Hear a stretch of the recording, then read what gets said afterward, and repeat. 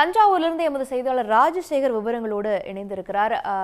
ராஜசேகர், அங்கு திமுகவினருடைய கொண்டாட்டம் எந்த வகையில இருக்கு? அந்த பகுதிக்கு ஒரு அமைச்சர் தற்போது கிடைத்திருக்கிறார். அங்க தொண்டர்கள் அதை எப்படி பார்க்கிறாங்க?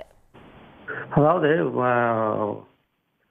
அமைச்சர் உதயநிதி ஸ்டாலின் வந்து துணை முதல்வர் ஆக்கணும்னு நீண்ட காலமாகவே தஞ்சாவூர் திமுக வந்து கோரிக்கை வச்சிருந்தாங்க. இங்கே தஞ்சாவூர் கலைஞர் அறிவாளத்தில் நடைபெற்ற ஒவ்வொரு கூட்டத்திலையுமே தீர்மானம் நிறைவேற்றுவாங்க. அதனால இங்கே தஞ்சாவூருக்குன்னு ஒரு அமைச்சர், தஞ்சை மாவட்டத்துக்கு அமைச்சர் இல்லாத நிலை இருந்தது.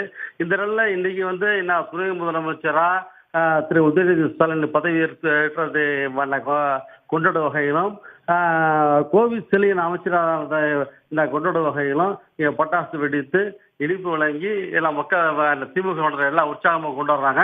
அவங்க வந்து ஒவ்வொரு கடை வீதியிலையும் பஸ் ஸ்டாண்டு உள்ள போய் அனைவருக்கும் வந்து இனிப்பு வழங்கி அவங்களுடைய மகிழ்ச்சியை வந்து வெளிப்படுத்துறாங்க. உடனுக்குடன் செய்திகளை தெரிந்து கொள்ள சன் நியூஸ் பெல் ஐகானை கிளிக் பண்ணுங்க.